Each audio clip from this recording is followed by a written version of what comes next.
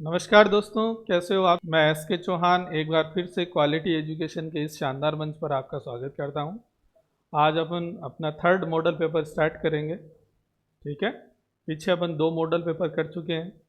देखो, आप इस समय जो आपका एग्ज़ाम का टाइम नज़दीक आ रहा है, ज़्यादा से ज़्यादा MCQ है, मल्टीपल चॉइस क्वेश्चन है, वो ज़्यादा से ज़्यादा सॉल्व कीजिए। ठीक है ना, उसका आपको बहुत ज़्यादा बेनिफिट होगा। तो अपन लेते हैं, इलेक्ट्रॉन पर आवेश की गणना निम्न में से किस प्रयोग द्वारा की जाती है। इलेक्ट्रॉन की खोज के बारे में तो आपको बता दिया था किसने, जे जे थॉमसन ने। ठीक है ना, जे जे थॉमसन ने आपके इलेक्ट्रॉन के बारे में बता दिया। इलेक्ट्रॉन की खोज CRT ट्यूब लेके, कैथोड रे ट्यूब लेके उसने खोज की थी। इलेक्ट्रॉन के बारे में बताया था, कैथोड किरणें जो थी है वो इलेक्ट्रॉन की। तो मिलिकन तेल बिंदु प्रयोग है।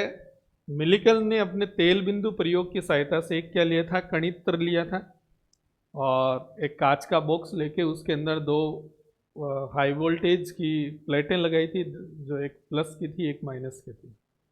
ठीक है ना, और एक एक्सरे दूरबीन की सहायता से देखा था।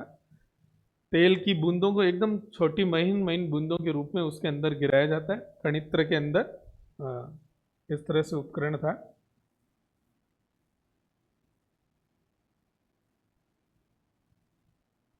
और यहाँ बीच में क्या होता है, छेद होता है।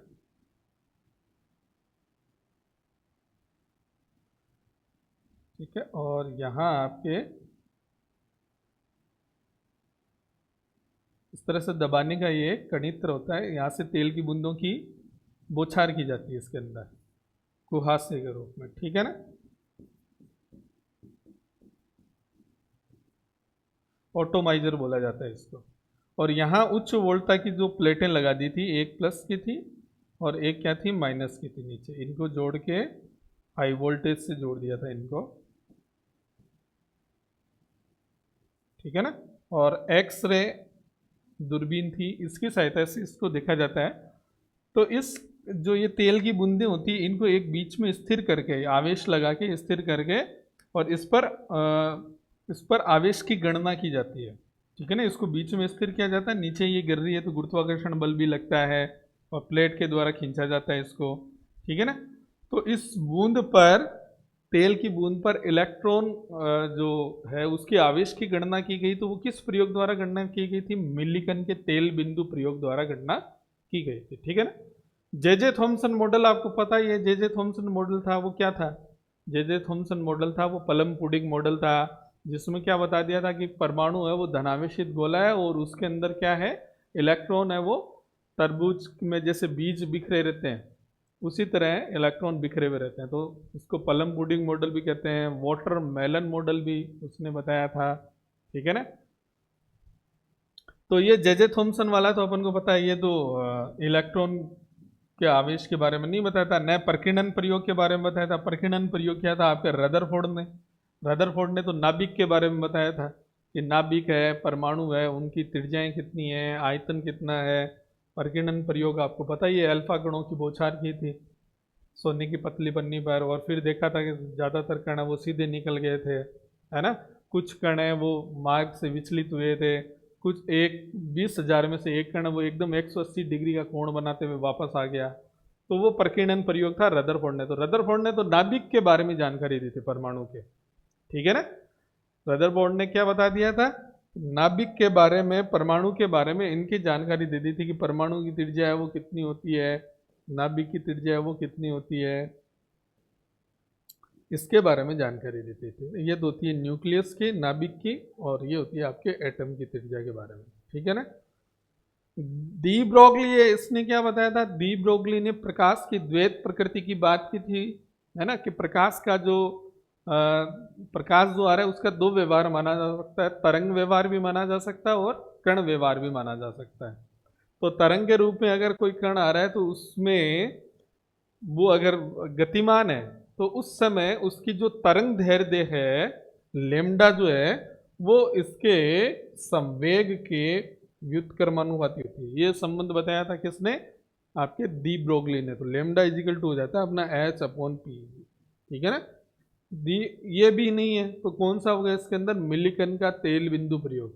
मिलिकन ने अपने तेल बिंदु प्रयोग की सहायता से इलेक्ट्रॉन पर आवेश की गणना की थी। ठीक है ना, ध्यान में रखना। कितना होता है इलेक्ट्रॉन पर आवेश? इलेक्ट्रॉन पर आवेश होता है -1.6 10⁻⁻19 कूलम। ठीक है ना, सी भी लिखते हैं, कूलाम भी लिखते हैं। ठीक है ना, तो अब अपन शुरू करते हैं नेक्स्ट क्वेश्चन। सेकंड क्वेश्चन क्या कह रहा है? निम्नलिखित में से कौन सा क्रम दिए गए गुणधर्म के परिवर्तन के अनुसार सही नहीं है?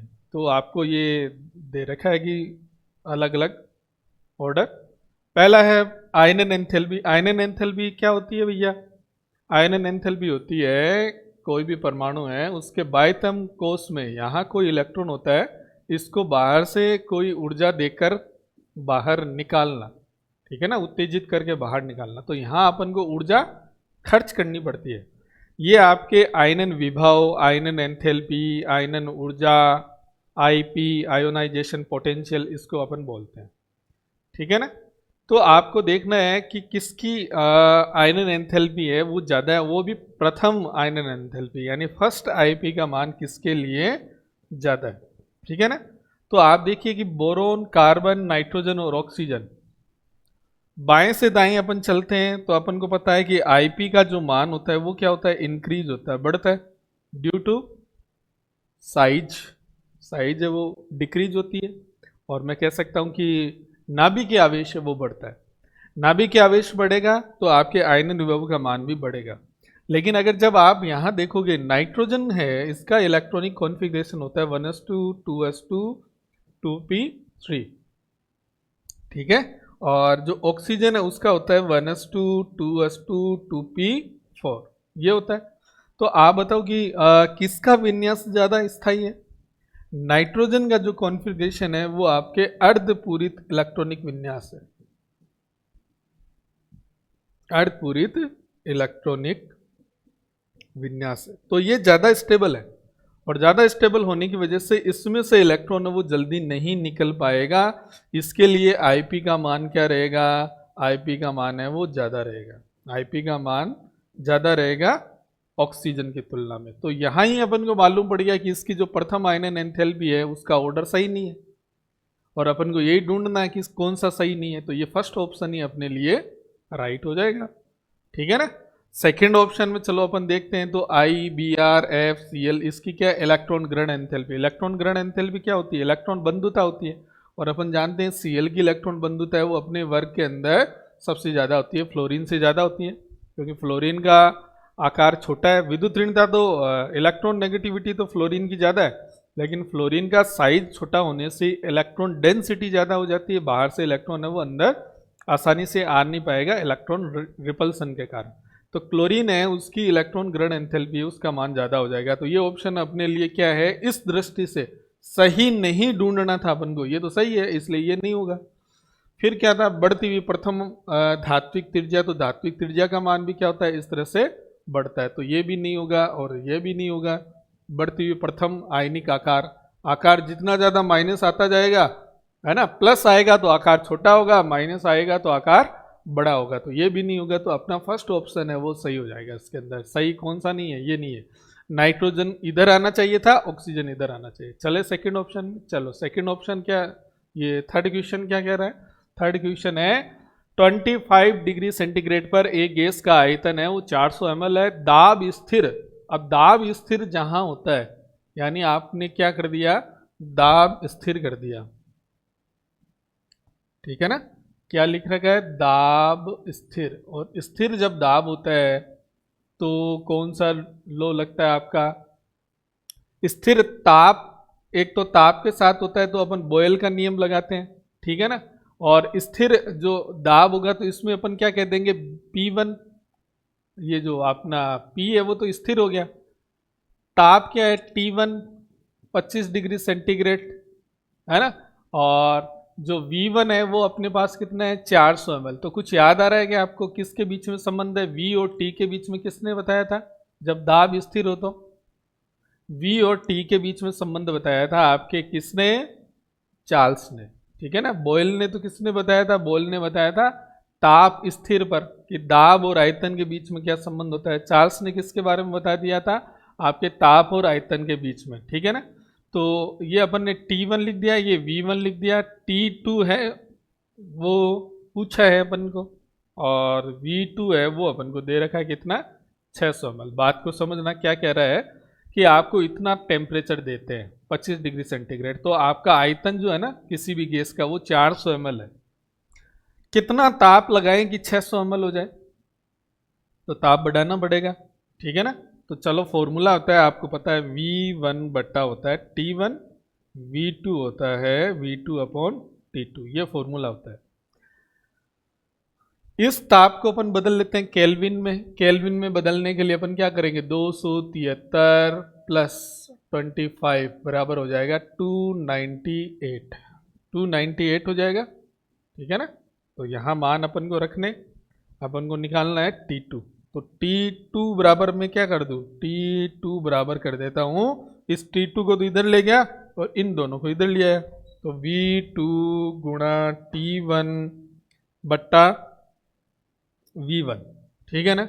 अब इनके मान रखो, आप मान रखोगे तो देखो कितने हो गए, V2 आपके पास है 600 गुणा T1 कितना है, T1 है आपके पास 298, फिर बट्टा में कितना आ जाएगा, बट्टा में आपके पास V1, V1 कितना है 400, ये 400। अब जो कट रहा है उनको काट दो, तो ये अपन ने काट दिए, ये 2 का भाग दे दो इसमें, ये 3 बार गया, ये 2 बार गया, अब 2 से इसको काट दो, 1 बार गया, 4 दूनी 8, 1 बचा, 9 दूनी 18। अब इसको देखो मल्टीप्लाई करो, 9 3 27, 2 4 3 12, 2 14 और 1 447 आ गया। ये क्या आ गया, केल्विन आ गया। अच्छा 447 है क्या, कहीं नहीं है, यानी किस में दे रखे हैं, ये सेंटीग्रेड में दे रखे हैं, सीधी सी बात है।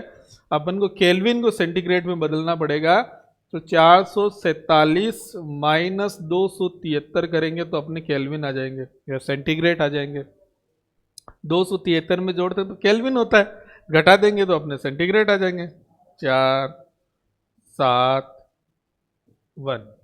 तो ये आपके आगे सेंटीग्रेड कहाँ, या सेकंड ऑप्शन आपके सही ऑप्शन हो गया। ठीक है भैया, समझ गए बात को। चलो नेक्स्ट चलते हैं। नेक्स्ट क्वेश्चन है 64 ग्राम ऑक्सीजन में कितने मोल ऑक्सीजन मौजूद है। बहुत ही इजी क्वेश्चन है, आप जानते हो। मोल निकालने, मोल अवधारणा आवोगाद्रो ने दी थी। मोल बराबर क्या होता है, मोल बराबर होता है पदार्थ की ग्राम में मात्रा, पदार्थ की ग्राम में मात्रा बट्टा क्या हो जाता है, अणुभार, ठीक है ना, अणुभार हो जाएगा। ग्राम में मात्रा कितनी है, ग्राम में मात्रा है आपके पास कितनी दे रखी है भैया, 64। अणुभार कितना होता है ऑक्सीजन का, अपन जानते हैं ऑक्सीजन का अणुभार होता है 32। एक ऑक्सीजन का 16 है, 2 32 हो गए, काट दो कितना आ गए, 2 मोल आ गए। सिंपल सा क्वेश्चन है, सब कर सकते हैं, 2 मोल हो गए। ठीक है, चलो नेक्स्ट। कौन से क्रिस्टल जालक में अधिकतम संकुलन होता है। तो ऐसे क्वेश्चन तो आपको आने ही चाहिए। अपन जानते हैं सरल घनीय जालक जो होता है, एकक कोष्ठिका जो होती है, उसके लिए संकुलन दक्षता निकालते हैं अपन, तो कितनी आती है 52.4%। ये याद ही रखना है, आपको ध्यान में रखना। फलक केंद्रित है, इसके लिए क्या आएगा, क्योंकि एग्जाम में निकालने के लिए थोड़ी बैठ जाओगे आप, है ना, तो ये तो सीधी सीधी आपको याद रखनी पड़ेगी। फलक केंद्रित में होता है 74%, काय केंद्रित में कितनी होती है 68%। तो बताओ किसकी संकुलन दक्षता ज्यादा है, फलक केंद्रित की ज्यादा है, ठीक है ना। चल नेक्स्ट देखो, शॉर्ट की त्रुटि में जालक बिंदु से धनायन निकल जाते हैं तथा अंतराली जगहों पर स्थित होते हैं। ये तो होता नहीं, अपन जानते हैं, ये तो फ्रेंकल दोष में होता है। फ्रेंकल दोष में होता है, क्रिस्टल के अंदर कोई धनायन है, वो अपने स्थान से हटकर बीच में जो खाली स्थान है वहां पर चला जाता है, अंतराकाशीय स्थान है वहां चला जाता है। वो तो शॉर्ट की त्रुटि थोड़ी होती है, फ्रेंकल होता है। समान संख्या में धनायन और ऋणायन निकल जाते हैं, ये एकदम बात सही है। समान संख्या में धनायन और ऋणायन बाहर निकलते हैं, तभी तो स्टोइकियोमेट्रिक अनुपात है वो शॉर्ट की त्रुटि में बना रहता है। और शॉर्ट की त्रुटि उन क्रिस्टलों में पाई जाती है जिनमें आयनों का आकार क्या रहता है, लगभग समान होता है, जबकि फ्रेंकल दोष है वो उनमें पाया जाता है जिनमें धनायन का आकार है वो क्या रहता है, छोटा रहता है। ठीक है ना, तो ये सेकंड ऑप्शन आपको दिख ही गया, सही है। अगला भी देख लेते हैं, ऋणायन निकल जाते हैं। तीसरा ऑप्शन क्या कह रहा है, ऋणायन बाहर निकल गए और उनके स्थान पर इलेक्ट्रॉन आ जाते हैं। ये तो वो हो गया धातु आधिक्य दोष हो गया, आपके एफ केंद्र वाला हो गया। ये कौन सा हो गया, एफ केंद्र वाला हो गया, जिसमें क्रिस्टल के रंग प्रदान करने के लिए उत्तरदायी होता है, इलेक्ट्रॉन आ जाता ना वहां पर। सोडियम क्लोराइड के क्रिस्टल से सोडियम धातु की वाष्प से क्रिया करवाते हैं तो Cl बाहर चला जाता है, वहां इलेक्ट्रॉन आ जाता है। तो ये भी नहीं होगा, धातु आधिक्य दोष है। समान संख्या में अतिरिक्त धनायन तथा इलेक्ट्रॉन अंतराकाशी स्थानों पर उपस्थित हो जाते हैं, अतिरिक्त धनायन आ गए तो ये भी आपके धातु आधिक्य दोष का ही एक प्रकार हो गया। बाहर से धनायन को यह वो आ जाए, तो ये अपन को पता है कि सोटकी में तो ये घटनाएं होती नहीं है। सोटकी में तो घटना ये होती है समान संख्या में धनायन और ऋणायन बाहर निकल जाएंगे, स्टोक्योमेट्रिक अनुपात बना रहेगा। ठीक है ना, चलो। और घनत्व में क्या आएगी, घनत्व में कमी आएगी, ध्यान में रखना। सोट की त्रुटि में, सोट की त्रुटि में जो डेंसिटी है वो कम हो जाएगी, फ्रेंकल में नहीं होती है, फ्रेंकल में तो अंदर ही जाता है वो।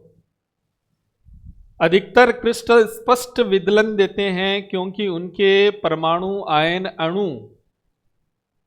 दुर्बलता से बंधित रहते हैं। नहीं, दुर्बलता से थोड़ी रहते हैं, क्रिस्टल में तो मजबूती से बंध रहते हैं, बिल्कुल मजबूती से बंधित रहते हैं। गोलीय रूप से सममितता लिए होते हैं, गोलीय रूप से तो रहते ही हैं। तलों में व्यवस्थित रहते हैं। अब तलों में व्यवस्थित रहने का मतलब इनका क्या होता है कि जो क्रिस्टल जो होता है ना, कोई भी जब उसको काटते हैं, इसको समझना ध्यान से, है ना, भाषा में गड़बड़ मत कर देना। यहां जब इसको काटेंगे ना इस तरह से, तो इसकी जो सतह आएगी यहां से वो क्या आएगी, एकदम चिकनी और सपाट सतह आएगी, चिकनी और सपाट सतह। ठीक है ना, तो यहां जो पार्टिकल है वो एक व्यवस्थित तलों में व्यवस्थित रहते हैं इस तरह से क्रिस्टल के अंदर। ठीक है ना, जैसे अपन लेब के अंदर सोडियम है, उसको अगर काटेंगे चाकू की सहायता से, लेब में प्रैक्टिकल अगर देखा होगा आपने, करा होगा, तो सोडियम को जब काटते हैं तो एकदम चिकनी और सपाट सतह के अंदर कटता है वो। ठीक है ना, तो वो क्या होते हैं, तलों में व्यवस्थित होते हैं जो अणु है और आयन है। तो ये भी सही दिख रहा है, लेकिन ये नहीं होगा, इसकी बजाय ये ज्यादा सही लग रहा है, ध्यान में रखना। ये भी नहीं होगा, ये भी नहीं होगा, फोर्थ ऑप्शन है वो आपका सही हो जाएगा, ध्यान में रखना। नेक्स्ट क्वेश्चन क्या कह रहा है, सोडियम क्लोराइड संरचना सीजियम क्लोराइड संरचना में परिवर्तित हो सकती है। कब परिवर्तित हो सकती है, सोडियम क्लोराइड है और सीजियम क्लोराइड है, पहले इनको समझना पड़ेगा। सोडियम क्लोराइड है, इसकी जो स्ट्रक्चर होती है वो कैसी होती है, FCC, और इसकी स्ट्रक्चर होती है BCC। ठीक है ना, इसमें समन्वय संख्या रहती है आपके 6, इस तरह से बताते हैं। और इसमें जो अनुपात होता है वो 8:8 के रूप में रहता है। ठीक है ना, यहाँ एक पार्टिकल 6 से जुड़ा हुआ है ऋणायन, और ऋणायन भी 6 से जुड़ा हुआ है धनायन से। इसमें 8 है वो धनायन से, धनायन एक धनायन वो 8 ऋणायन से। ठीक है ना, तो होता क्या है कि जो समन्वय संख्या होती है, समन्वय संख्या को अपन इंग्लिश में बोलते हैं कोऑर्डिनेशन नंबर, कोऑर्डिनेशन नंबर बोलते हैं। और कोऑर्डिनेशन नंबर है वो समानुपाती होता है दाब के। आप दाब लगाओगे कोऑर्डिनेशन नंबर बढ़ जाएगा, समन्वय संख्या बढ़ जाएगी।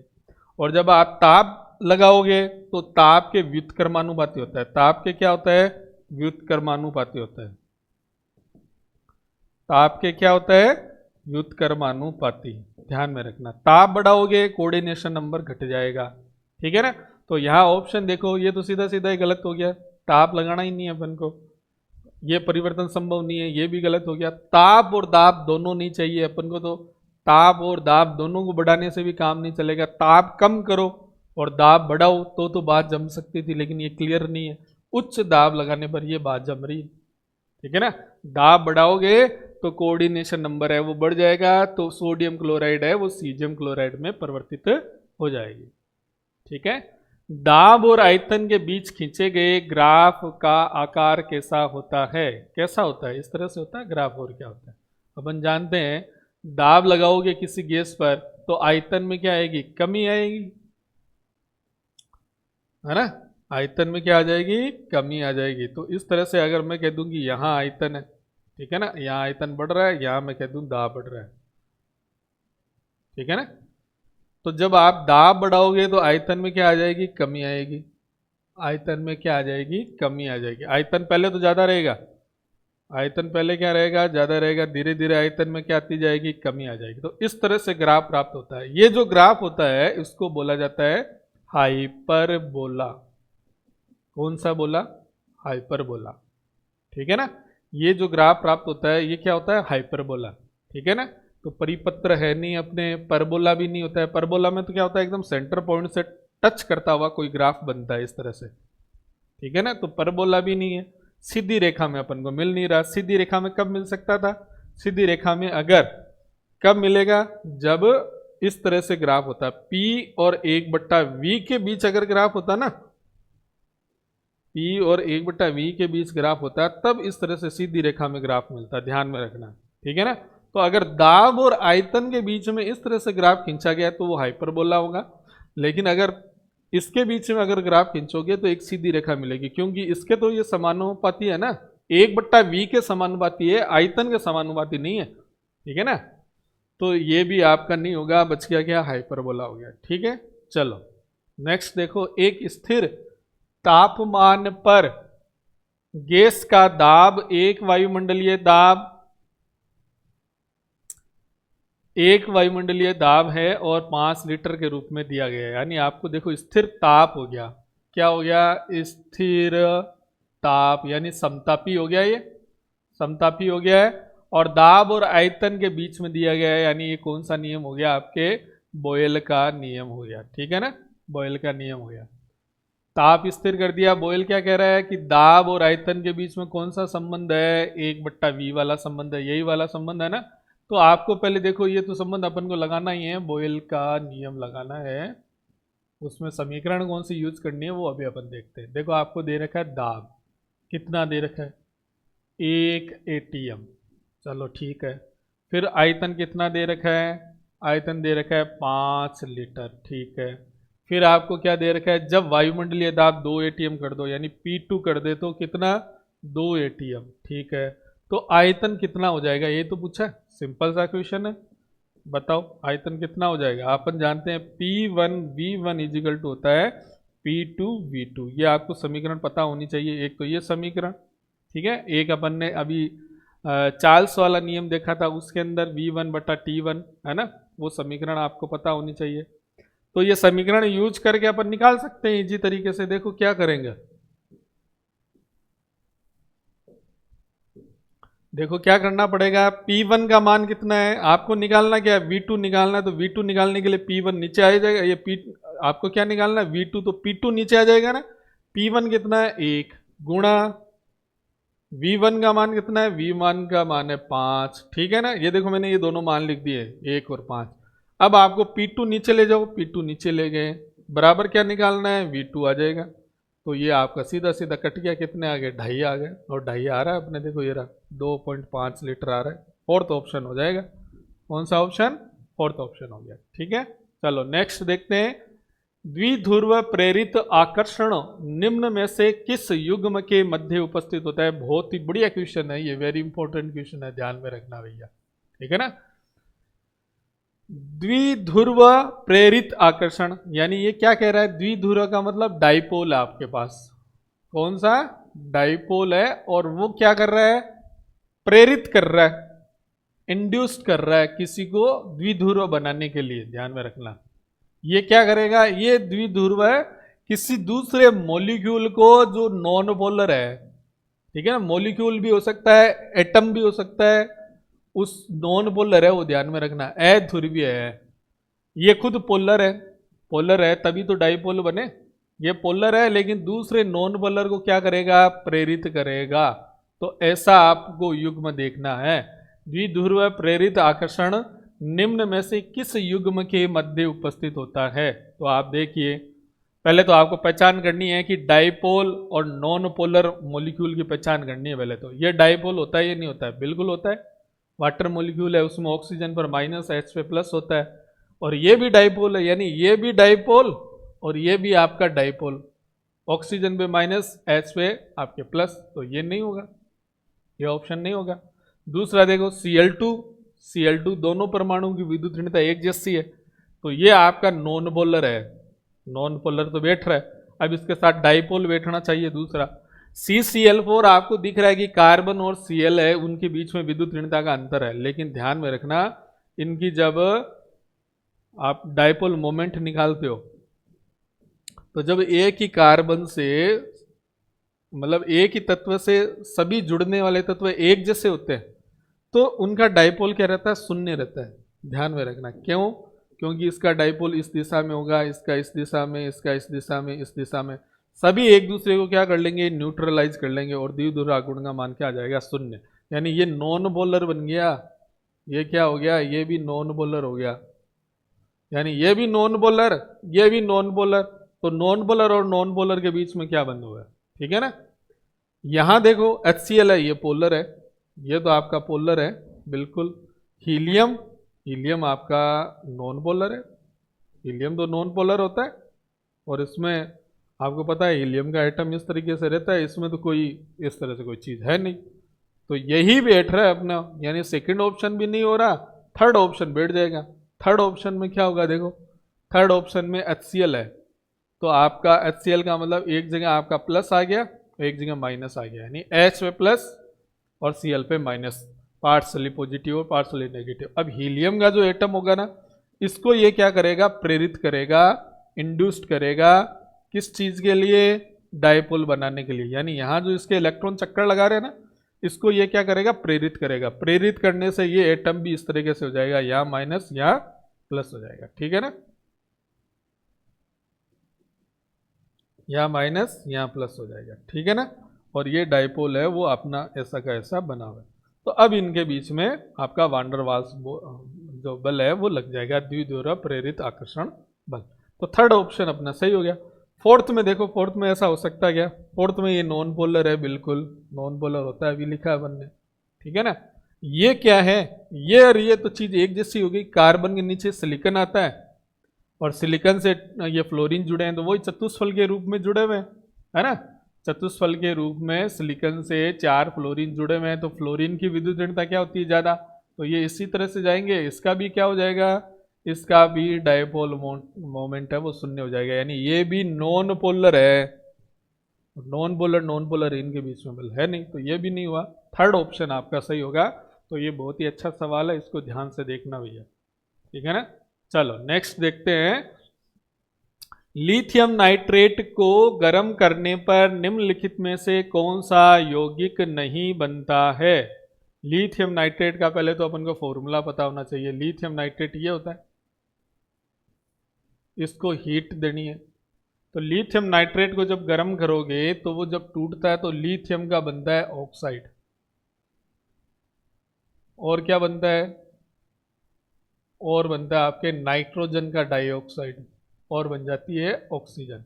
बताओ इनमें से क्या क्या है, ऑक्सीजन है क्या, बिल्कुल है, ये तो नहीं होगा, नहीं बनता है वो ढूंढना है, ये तो बन रहा है। नाइट्रोजन डाइऑक्साइड बन रही है, बिल्कुल ये भी नहीं होगा। लिथियम का ऑक्साइड बिल्कुल ये बन रहा है, ये भी नहीं होगा। हाइड्रोजन बनती है क्या, नहीं बनती है, हाइड्रोजन नहीं बनती है, तो यानी ये सही हो गया, ठीक है ना। संतुलित करने के लिए ये 4 लगा लो, इसके लिथियम 4 हो गए तो ये 2, ये 4 नाइट्रोजन है तो ये 4, ले लो ये संतुलित हो गए, ठीक है ना। तो आपको लिथियम नाइट्रेट की तो स्पेशली ये समीकरण आनी चाहिए, क्योंकि लिथियम का जो व्यवहार है अपने परिवार के साथ असंगत व्यवहार है, तो लिथियम वगैरह है, बेरिलियम है, इनको थोड़ा सा अच्छे से आपको देखना है। नेक्स्ट अपन देखते हैं, निम्नलिखित में से कौन सी धातु क्षार धातु नहीं है। ये तो बहुत अच्छे से बता सकते हो, आपको पता ही है, बहुत सिंपल सा क्वेश्चन है, आप जानते हो। क्षार धातु कौन सी होती है, फर्स्ट ग्रुप वाली, फर्स्ट ग्रुप है वो आपका क्या है, क्षार।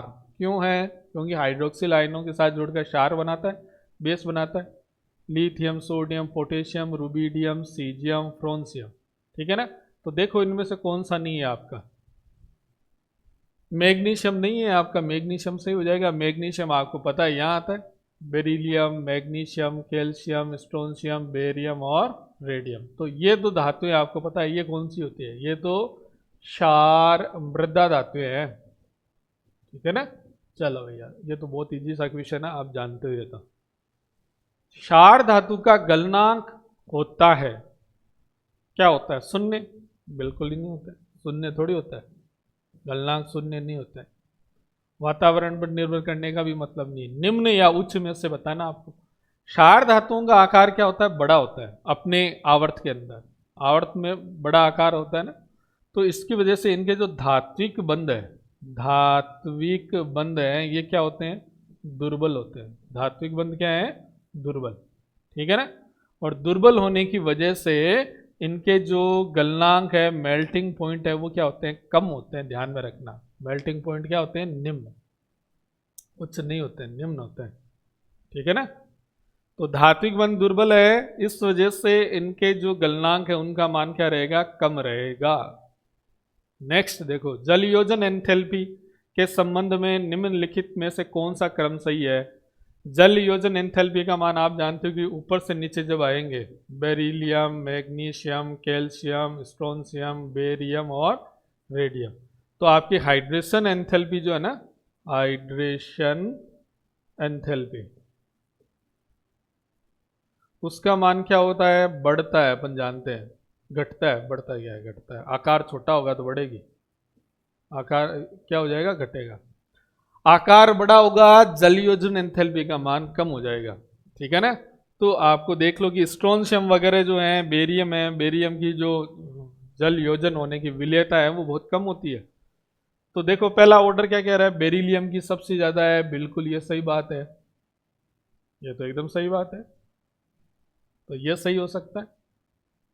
लेकिन आप ये देखो कि यहाँ क्या हो रहा है, यहाँ आपको देखना है कि ये आयन है, और जलयोजन एंथैल्पी है वो हमेशा किसके लिए होती है? आयनों के लिए निकाली जाती है, क्योंकि जल में जाकर वो क्या होंगे? आयनित होंगे।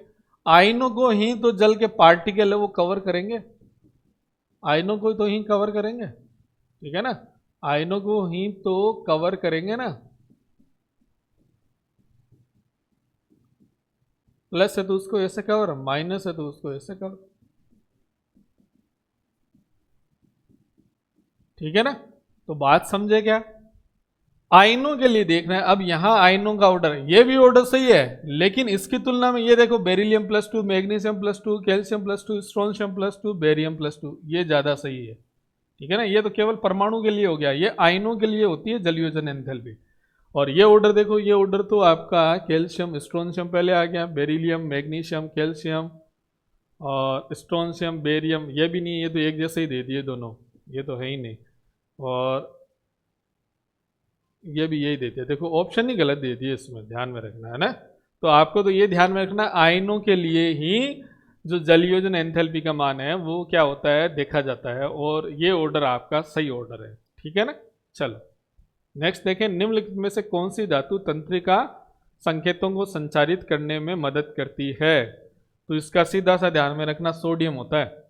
हाइड्रोजन का अपनी बॉडी के अंदर इतना कोई ज़्यादा रोल नहीं है, न लिथियम का है। कैल्शियम का जरूर है, हड्डियों में, दांतों में इनामल के रूप में, ये तो हड्डियों के अंदर काम में आती है ना, हड्डियां हैं दांतों के इनेमल में, हड्डियों को मजबूत करने में काम में आता है दांतों के इनामल में, यहाँ कैल्शियम होता है। ठीक है ना। और सोडियम पोटेशियम पंप होते हैं, सोडियम पोटेशियम पंप है वो सेल की दीवार पर होते हैं, और सांद्रता कम ज्यादा करके क्या करते हैं? आवेग को संचरित करते हैं। ठीक है ना। सोडियम पोटेशियम पंप है वो आवेग को संचरित करते हैं। 2018 के पेपर में आ भी चुका है ये क्वेश्चन, ध्यान में रखना। ठीक है ना। तो सोडियम पोटेशियम पंप वाला ध्यान में रखना, पढ़ लेना इसको। तंत्रिका आवेग है उसको संचरित करने में कौन सी धातु काम में आएगी? सोडियम आएगी। नेक्स्ट क्वेश्चन है, निम्नलिखित में से कौन सा तत्व केवल +3 ऑक्सीकरण अवस्था दिखाता है? कौन सा है वर्ग? ये आपके 13 वाला है। कौन सा? 13 वाला अपन जानते हैं, boron, aluminium, gallium, indium, thallium, ये होता है। तो इनमें देखो क्या होता है, इनमें नीचे के जो तत्व हैं उनमें क्या हो जाता है? नीचे के तत्वों में अक्रिय युग्म प्रभाव नहीं लगता है क्या? बताया था ना मैंने, अक्रिय युग्म प्रभाव। क्या होता है अक्रिय युग्म प्रभाव? अक्रिय युग्म प्रभाव होता है कि नीचे के तत्वों में क्या होता है? भारी नाभिक होता है, और भारी नाभिक होने की वजह से जो एस वाले इलेक्ट्रॉन है वो नाभिक से मजबूती से बंधे रहते हैं, वो बाहर नहीं निकल पाते हैं। एस वाले इलेक्ट्रॉन कौन से? 13 ग्रुप का इलेक्ट्रॉनिक विन्यास होता है NH2NP1, ठीक है ना। तो यहाँ जो नीचे के तत्व हैं इनमें ये 2 इलेक्ट्रॉन है, ये बाहर नहीं निकल पाएंगे। ये कौन सी अवस्था दिखाएंगे? सिर्फ +1 दिखाएंगे, ठीक है ना। ये +1 दिखाएंगे, गैलियम, इंडियम, थेलियम +1 दिखाएंगे स्पेशली। इनमें स्थायी ऑक्सीकरण अवस्था कौन सी होगी? +1। और इसके अलावा ये +3 भी दिखा सकते हैं, लेकिन स्टेबल ये होगी, ध्यान में रखना। ये भी निकल सकते हैं, ये भी निकल सकता है। नीचे जैसे जैसे नीचे बढ़ते जाओगे +1 है वो स्टेबिलिटी बढ़ती जाएगी। एल्यूमिनियम है वो +3 दिखाता है, केवल और केवल कौन सी दिखाता है? +3। इसके अंदर तो ये तीनों इलेक्ट्रॉन निकलता है। एल्यूमिनियम में कौन से इलेक्ट्रॉन निकल जाते हैं? तीनों ही। जैसे आप नीचे जाते जाते जाओगे +1 है, उसका जो स्टेबिलिटी का ऑर्डर है वो बढ़ता जाएगा, ठीक है ना। तो ये +1 भी दिखा रहे हैं और +3 भी दिखा रहे हैं। एल्यूमिनियम है वो केवल और केवल +3 दिखाता है। तो इसके अंदर जो ऑप्शन है वो ये गैलियम नहीं है, थेलियम नहीं है, इंडियम नहीं है, एल्यूमिनियम है, वो सही हो जाएगा, ठीक है ना। चलो अब नेक्स्ट क्वेश्चन देख। तो नेक्स्ट क्वेश्चन है अपना, एल्यूमिनियम कार्बाइड का रासायनिक सूत्र क्या है? एल्यूमिनियम कार्बाइड का रासायनिक सूत्र क्या होता है? एल्यूमिनियम पर अपन जानते हैं होता है +3 और कार्बन है, एल्यूमिनियम धातु है, तो धातु के साथ कार्बन है ना, वो 2 प्रकार की ऑक्सीकरण अवस्था रखता है, या तो +4 या -4। तो यहाँ -4 करेंगे। तो ध्यान में रखना इस तरह से सूत्र बनाए जाते हैं, 3 इधर आ जाएगा, 4 इधर आएगा, तो क्या बन जाएगा? Al4C3, ये आपका हो जाएगा। तो ये ऑप्शन आपका सही ऑप्शन हो जाएगा, ठीक है ना भैया। चलो नेक्स्ट अपन देखते हैं, समूह 14 के तत्व हाइड्राइड बनाते हैं। कैसे हाइड्राइड बनाते हैं? समूह 14 के कार्बन, सिलिकॉन, जर्मेनियम, टिन और लेड। देखो बहुत अच्छा क्वेश्चन है ये भी। तो ऊपर से नीचे जब आते हैं तो कौन सी प्रवृत्ति बढ़ेगी? मेटेलिक प्रॉपर्टी बढ़ेगी। मेटेलिक जो गुण है वो क्या होता है? बढ़ता है। जब आप ऊपर से नीचे आओगे तो मेटेलिक गुण है वो क्या होगा? बढ़ता है। तो जो धातुएं जो हाइड्राइड बनाती है वो लगभग कौन से हाइड्राइड होते हैं? अंतराकाशीय हाइड्राइड होते हैं, ठीक है ना। जैसे पैलेडियम, निकल, प्लेटिनम, कॉपर, ये बनाते हैं ना। तो इनके जो हाइड्राइड हैं ये क्या होते हैं? अनस्टेबल होते हैं। क्या होते हैं? अनस्टेबल होते हैं, स्टेबल नहीं होते। स्टेबल है वो किसके होते हैं? स्टेबल होते हैं कार्बन के, सिलिकॉन के, जर्मेनियम के, यानी CH4, SiH4, जर्मेनियम का हाइड्राइड है ना, मेथेन, सिलिकॉन टेट्राहाइड्राइड है ना, जर्मेनियम टेट्राहाइड्राइड, ठीक है। तो इनमें जो गुण होता है ध्यान में रखना, ये एक तरह के कैसे तत्व हैं? ये आपके अधातु होते हैं, ठीक है ना। तो इनके अंदर क्या होती है? विद्युत ऋणता कम रहती है इनकी।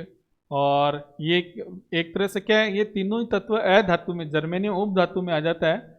लेकिन इन तीनों के ही जो हाइड्राइड होते हैं वो कैसे होते हैं? कोवेलेंट होते हैं। कैसे होते हैं? कोवेलेंट होते हैं। नीचे के हाइड्राइड तो बनाते हैं लेकिन वो स्थायी नहीं है, ठीक है ना, स्थायी नहीं है। अंतराकाशीय हाइड्राइड बनाने की ज्यादा प्रवृत्ति रहती है इनके अंदर। तो इसका जो सही ऑप्शन है वो क्या होगा? सहसंयोजक हो जाएगा। आयनिक तो बनाता ही नहीं है, धातु का कोई लेना देना नहीं है। ये हो सकता था लेकिन जो आयनिक है वो क्या है? स्टेबल नहीं है, ध्यान में रखना। इसलिए आपका थर्ड ऑप्शन है वो सही हो जाएगा। जो अगर आपको पूछ लिया जाए समूह 14 के तत्व हैं वो कौन से हाइड्राइड बनाते हैं? सहसंयोजक, ठीक है ना। कौन से हाइड्राइड होंगे? सहसंयोजक इसका ज्यादा सही उत्तर है। एग्जाम के अंदर ऐसे ही क्वेश्चन आएंगे आपको उलझाने के लिए, ठीक है ना। तो ज्यादा सही उत्तर कौन सा है? सहसंयोजक जो हाइड्राइड है वो बनाएगा ये, ठीक है।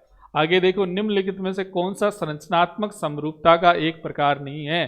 तो आप जानते हो कि समावयवता, अच्छे से समझ गए हो आप। समावयवता है उसके 2 प्रकार है, उसमें से एक प्रकार अपन देखते हैं संरचनात्मक।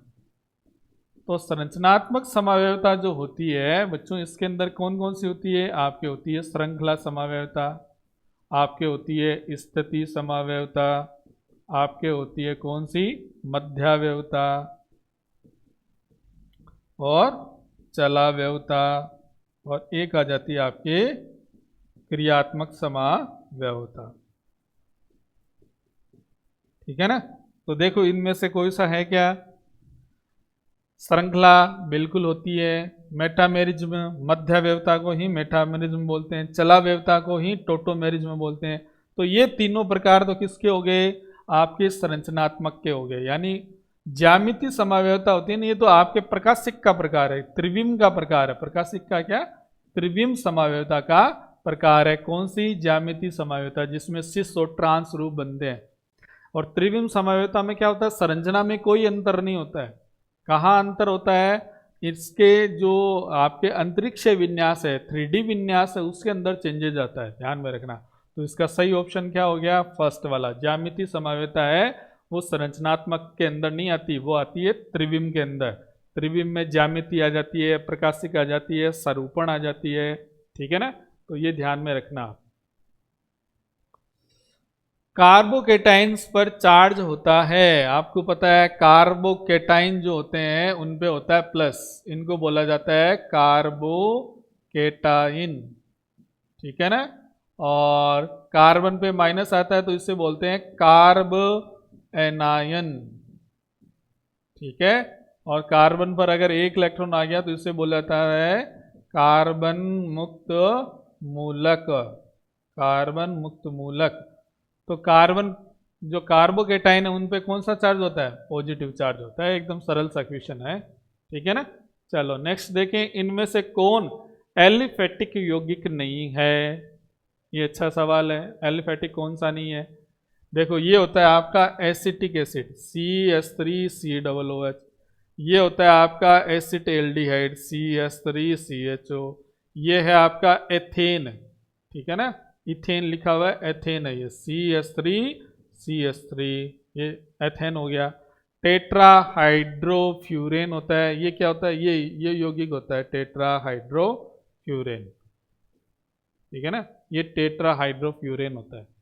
तो इनकी देखो पहचान है वो ये चीज है कि आपके ये तो क्या है, सीधी श्रृंखला वाले यौगिक है, यानी आपके साइक्लिक कंपाउंड नहीं है, ये आपका क्या है, साइक्लिक कंपाउंड है।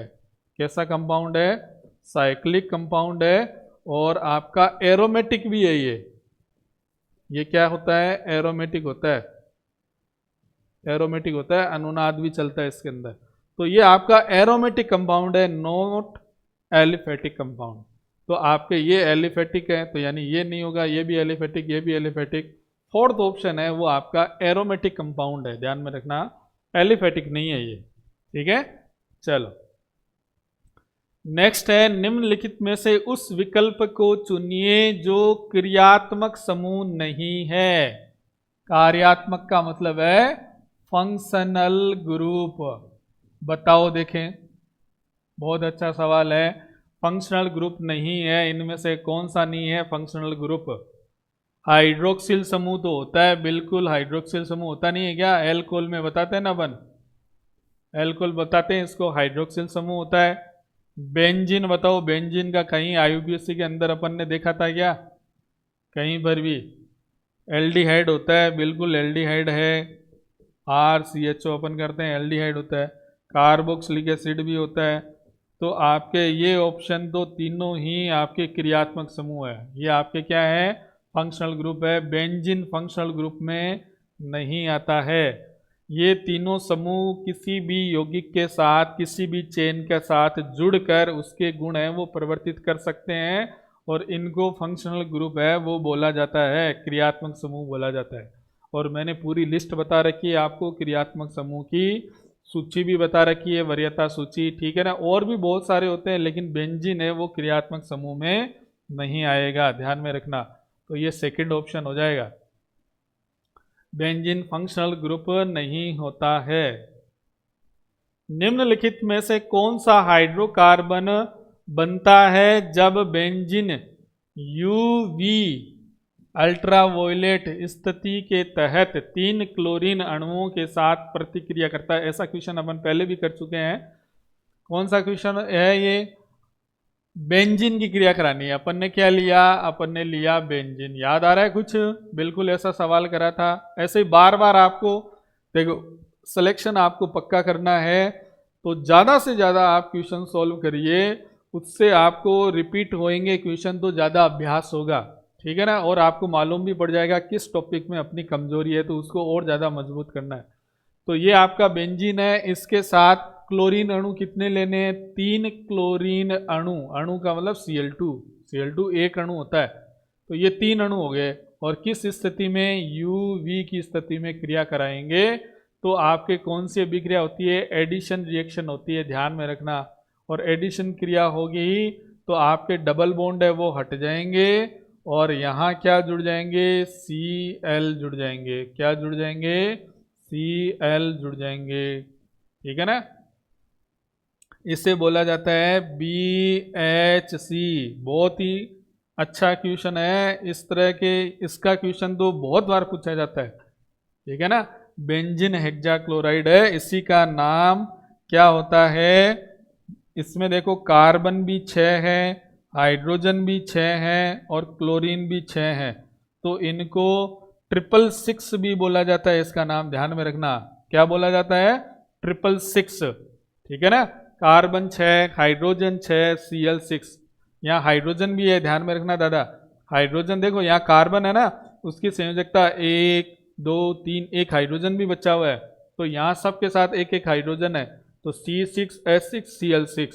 इसको ही गैमेक्सेन भी बोला जाता है, गैमेक्सेन, और इसी को ही लिंडेन बोला जाता है। तो भैया ये तो अच्छे से आप तैयार कर ही लेना, BHC है, BHC, C6H6Cl6, ये सारी एक ही चीज़ें हैं। और ये क्या होता है, कीटनाशी के रूप में इसका यूज किया जाता है, कीटनाशी के रूप में इसका प्रयोग किया जाता है। तो आपको पता है कौन सा हो जाएगा, बेंजीन हेक्साक्लोराइड हो जाएगा। कौन सा हो जाएगा, बेंजीन हेक्साक्लोराइड, ठीक है ना।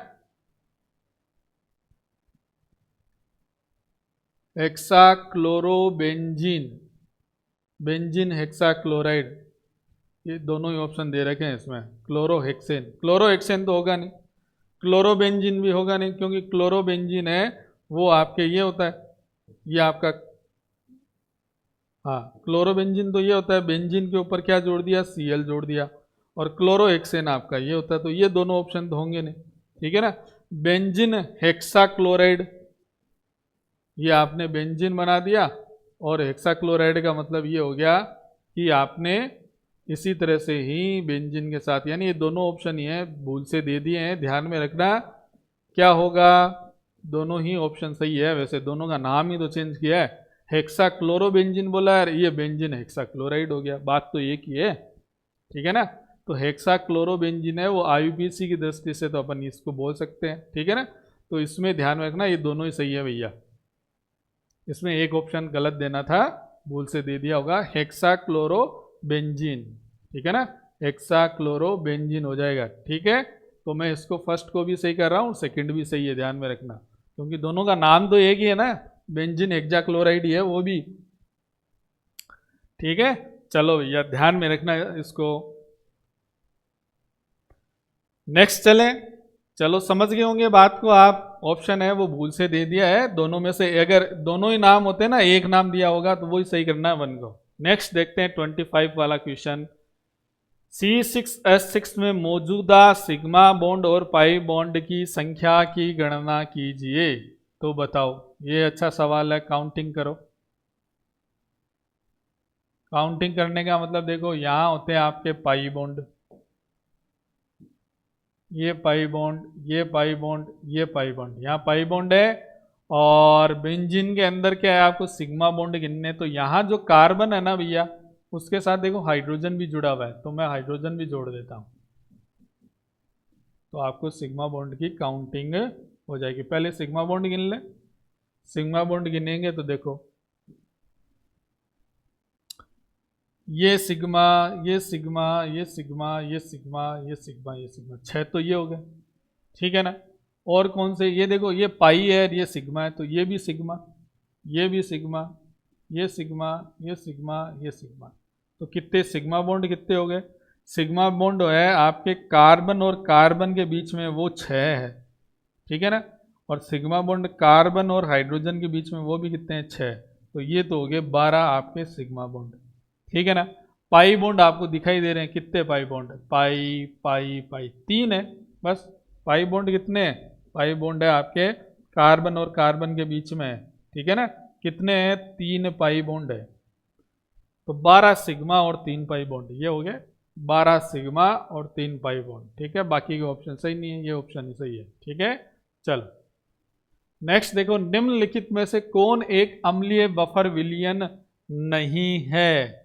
देखो एसिटिक एसिड आ गया, दुर्बल अम्ल देखना आपको, पहली बात तो दुर्बल के साथ कोई साल्ट देखना है। तो ये एसिटिक एसिड है और इसके साथ सोडियम एसीटेट है, तो ये आपका बिल्कुल होता है अम्लीय बफर विलयन है, क्योंकि इसी से ही तो आपको मिलता है H+ आयन मिलते हैं और इसी में साम्य स्थापित होता है। बोरिक एसिड ये भी दुर्बल अम्ल है, H3BO3, ठीक है। इसके साथ बोरेक्स दे दिया, साल्ट दे दिया, ठीक है, बोरेक्स दे दिया Na2B4O7, तो ये भी आपका अम्लीय बफर विलयन है, दुर्बल अम्ल आ गया ना। और ये देखो अमोनियम हाइड्रोक्साइड, अमोनियम हाइड्रोक्साइड होता है दुर्बल क्षार। अमोनियम हाइड्रोक्साइड क्या होता है? दुर्बल क्षार होता है। और ये क्या देता है आपको पता है? OH- ion. तो ये आपका क्षारीय बफर विलयन हो गया, पता है ना। क्षारीय अम्लीय बफर विलयन सारे बता रखे हैं आपको। अमोनियम क्लोराइड साल्ट ले लिया इसके साथ, वो क्या करेगा? इसके आयनन को कम कर देगा। अमोनियम क्लोराइड क्या करेगा? इसके आयनन को कम कर देगा, समान सांद्रता होगी ना, आयनन को कम करेगा। तो ये आपका कौन सा बफर विलयन होता है? क्षारीय बफर विलयन होता है, क्षारीय बफर विलयन। तो इसमें ऑप्शन थर्ड हो जाएगा, क्योंकि अम्लीय बफर नहीं है, ये क्षारीय है। बाकी के सभी अम्लीय, ये नहीं है, ठीक है, ये भी नहीं है, ये भी नहीं है। तो ये आपका थर्ड ऑप्शन है, वो सही हो जाएगा। चलो नेक्स्ट देखें, परमाणु व नाभिक की त्रिज्या क्रमशः होती है। बहुत ही अच्छा सवाल है, ये बता भी रखा है मैंने, ठीक है ना।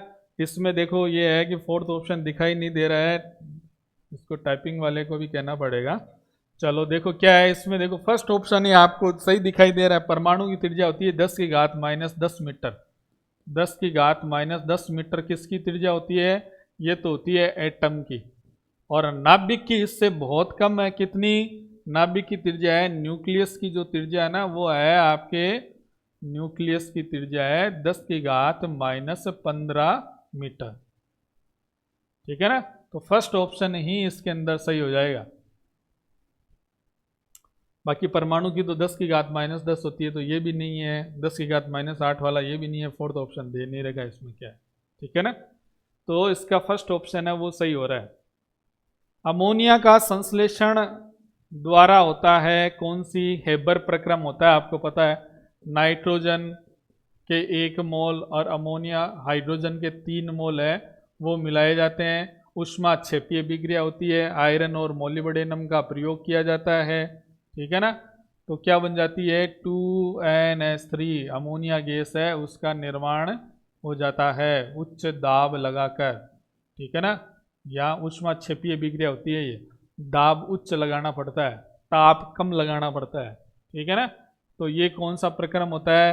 हेबर प्रक्रम होता है। हेबर प्रक्रम के द्वारा अपन क्या बना सकते हैं? अमोनिया बना सकते हैं। ताप कम रखना पड़ेगा, दाब ज़्यादा रखना पड़ेगा। दाब ज़्यादा रखना पड़ेगा, ताप कम रखना पड़ेगा, ठीक है। ये उत्प्रेरक काम में लेंगे अपन।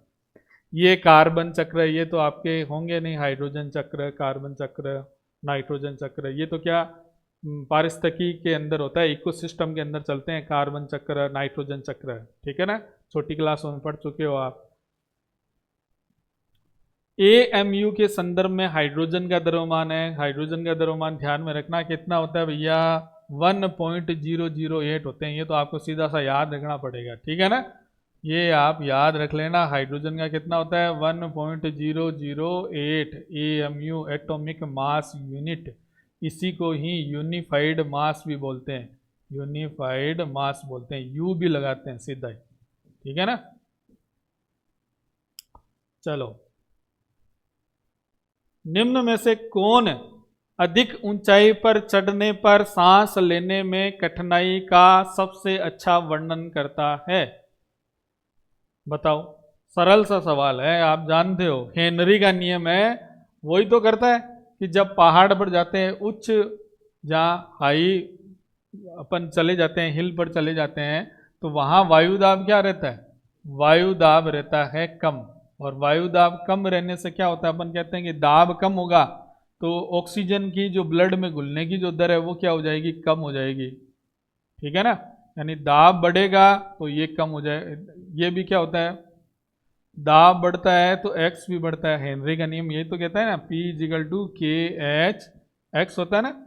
तो दाब बढ़ाओगे, ऑक्सीजन की ब्लड में घुलने की दर भी बढ़ेगी, लेकिन वायु दाब कम होगा तो ऑक्सीजन की क्या हो जाएगी? कमी हो जाएगी ऊंचाई वाले एरिया में, एनोक्सिया हो जाता है। क्या हो जाता है? एनोक्सिया की स्थिति उत्पन्न हो जाती है। एनोक्सिया का मतलब है कि मस्तिष्क को ऑक्सीजन की सप्लाई है वो अच्छे से नहीं हो पाएगी, सोचने समझने की शक्ति में क्या आ जाएगी? कमी आ जाएगी। तो ये हेनरी का नियम बताता है, ये आप अच्छे से जानते हो हेनरी का नियम होता है। राउल्ट का नियम तो मोल जो है विलियन में उपस्थित मोल और विलियन के ऊपर जो वाष्प दाब लग रहा है उसमें आंशिक वाष्प दाब और मोल के बीच के संबंध को बताता है। ठीक है ना? आंशिक वाष्प दाब और जो मोल भिन्न है उसके बीच को संबंध को बताता है। कौन सा नियम? राउल्ट का नियम। ठीक है ना? पिछली क्लास में भी अपन ने चर्चा करी थी, पिछले पेपर में। ऑस्मोटिक दबाव, ये तो आपका होता है प्रासरण दाब। प्रासरण दाब आप जानते ही हो क्या होता है? प्रासरण, प्रासरण की क्रिया को रोकने के लिए जो लगाया गया आवश्यक दाब होता है वो क्या होता है? प्रासरण। प्रासरण में क्या होते हैं? विलाय के कण अपनी उच्च सांद्रता से निम्न सांद्रता की ओर किस झिल्ली से? अर्ध पारगम्य झिल्ली से गमन करते हैं। विलायक की बात की है मैंने, विलायक के कण। और विलयन के संदर्भ में अगर बात करूं तो निम्न सांद्रता से उच्च सांद्रता की ओर जो कण गति करते हैं विलय के कण, विलयन के संदर्भ में अगर बात करें तो वो अर्ध पारगम्य झिल्ली को पार करते हुए जाते हैं। क्या होता है? परासरण होता है। वायुमंडलीय दाब के सापेक्ष कम करना, ये भी चीज नहीं है, सही नहीं है। ठीक है ना? ये तो आपका आपेक्षिक वाष्प दाब नमन की बात हो गई, तो ये भी नहीं है, ये भी नहीं है। सीधी सी बात है, हेनरी का नियम है वो हो जाएगा इसके अंदर। नेक्स्ट है, निम्नलिखित में से कौन एक आदर्श विलयन का उदाहरण नहीं है? बेंजीन और टोलुइन लगभग एक जैसी जो स्ट्रक्चर होती है वो आपके आदर्श विलयन के अंदर आ जाते हैं, तो ये आपका होगा नहीं। ये आदर्श विलयन है, बिल्कुल आदर्श विलयन है। बेंजीन और टोलुइन है, ये आदर्श विलयन होता है। अनहेक्सेन और अनहेप्टेन है, ये भी आदर्श विलयन होता है। आपको अनादर्श विलयन देखना है, एथिल एल्कोहल और पानी, ये आपका हो जाएगा। एथिल एल्कोहल है और जल है, इनके बीच में तो देखो क्या हो जाएगा, जब ये अकेले रहेंगे तब तो इनका दाब अलग रहेगा, यानी इनके बीच में जो आकर्षण लेगा, हाइड्रोजन बॉन्डिंग लेगी। ऋणात्मक विचलन का उदाहरण होता है ये एक प्रकार का। किसका उदाहरण होता है? ऋणात्मक विचलन का। ठीक है ना? तो ये दो आपका अनादर्श विलयन होता है। कौन सा विलयन है? अनादर्श विलयन। ठीक है ना? और एथिल ब्रोमाइड और एथिल क्लोराइड, ये भी आपका आदर्श विलयन है। एक जैसी जहां स्ट्रक्चर मिलेगी वो लगभग आप ध्यान में रखना, बेंजीन और टोलुइन। बेंजीन ये है, आपको पता है ना? और ये टोलुइन है। क्लोरोबेंजीन, ब्रोमोबेंजीन भी है, तो वो भी एक जैसे से हो जाते हैं। ठीक है ना? तो ये आपका आदर्श विलयन में आ जाता है। एथिल ये एन हेक्सेन और एन हेप्टेन, ये भी एक जैसे से हो गए, यानी कार्बन की चेन है, एक कार्बन ही तो बढ़ेगा। एन हेक्सेन और एन हेप्टेन, इसमें एक कार्बन और बढ़ा दोगे तो वो एन हेप्टेन हो गया। तो ये भी आदर्श विलयन का उदाहरण है। एथिल ब्रोमाइड और एथिल क्लोराइड है, ये भी आदर्श विलयन है।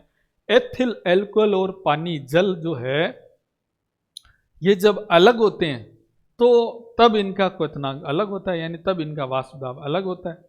और जब ये आपस में जुड़ जाएंगे तब वाष्प दाब में अलग परिवर्तन आ जाएगा। ऋणात्मक विचलन का उदाहरण है ये। इन दोनों के बीच में इतनी मजबूत हाइड्रोजन बॉन्डिंग नहीं बनेगी जितनी वाटर मॉलिक्यूल की अपने अणुओं के बीच में है और एथिल अल्कोहल के अपने अणुओं के बीच है। ठीक है ना? चलो, जब किसी विलयन का संतुलन वाष्प दाब आसपास के वायुमंडलीय दाब के बराबर हो जाता है तो क्या परिघटना होती है? बताओ। आपको पता है क्या हो रहा है? जब पानी को आप गर्म करते हो, मैं कह देता हूं कि यहाँ जल लिया हुआ है। क्या लिया हुआ है? पानी लिया हुआ है। ठीक है ना? यहाँ जल है, आप इसको गर्म करोगे तो ये क्या बनाएगा? भाप बनाएगा, वाष्प बनाएगा। ठीक है ना? उड़ता जाएगा। खुला रखा हुआ है तो उड़ता जाएगा, सामने बनेगा नहीं। साम्य बनाने के लिए क्या शर्त होती है कि बर्तन है वो कैसा हो, ढका हुआ हो। बंद पात्र में ही साम्य स्थापित होता है। साम्य के लिए क्या होना चाहिए, क्लोज सिस्टम होना चाहिए, बंद पात्र होना चाहिए। जब बंद कर दोगे तो क्या होता है, शुरुआत में धीरे धीरे वाष्प बनती जाएगी, बनती जाएगी, बनती जाएगी, बनती जाएगी। संघनन की क्रिया भी धीरे धीरे धीरे धीरे होने लग जाएगी। एक समय ऐसा आएगा जब वाष्पन और संघनन दोनों की क्रिया क्या हो जाएगी, बराबर हो जाएगी, तो साम्य स्थापित हो जाएगा। ठीक है ना। तो उस समय क्या होता है कि जब इसके वाष्प का दाब एक वायुमंडलीय दाब के बराबर हो जाता है, वो आपका क्या होता है, एक वायुमंडलीय दाब के, वो आपका बॉइलिंग पॉइंट हो जाता है। ठीक है ना। उस समय आप अगर ढक्कन इसको उघाड़ लोगे और देखोगे तो ये पानी एकदम उबलने लग जाएगा। कैसा हो जाएगा, यानी पूरे पानी के अंदर एक साथ क्या हो जाएगा, वाष्प बनने की क्रिया है वो शुरू हो जाएगी, एक साथ हो जाएगी। पहले तो सतह पर शुरू होती है, जैसे समुद्र है उसमें वाष्पीकरण की क्रिया तो ऊपर की सतह से ही होती है, ऊपर की सतह से ही तो वाष्पीकरण की क्रिया चलती है। उबलने का मतलब जब आपका क्या हो गया, साम्य अवस्था आ गई, अब पूरा आपका जो लिक्विड है वो एक साथ क्या हो रहा है, उबल रहा है। ठीक है ना। तो उबलने वाला जो है ऑप्शन वो सही हो जाएगा इसके अंदर। ध्यान में रखना, जब आपका विलयन का वाष्प दाब और वायुमंडलीय दाब दोनों बराबर हो गए, यानी बॉइलिंग पॉइंट जब होता है ना, सीधी सी बात है, ये क्या रहा है कि कोई भी विलयन है अगर उसका बॉइलिंग पॉइंट आ गया तो उस समय क्या क्रिया होगी, उस समय उबलने की क्रिया हो जाएगी, पानी एकदम उबलने लग जाएगा। ठीक है ना। पिघलना तो अपन जानते हैं कि मेल्टिंग पॉइंट होता है, इसका मतलब ही नहीं है मेल्टिंग पॉइंट। संक्षेपण क्या होता है, कंडेंसेशन होता है, जिससे अपन संघनन कहते हैं। तो संघनन की क्रिया तो होती है, लेकिन पानी क्या होता है, उबलने लग जाता है। परिघटना क्या होता है, संघनन तो पहले ही शुरू हो जाएगा। ठीक है ना।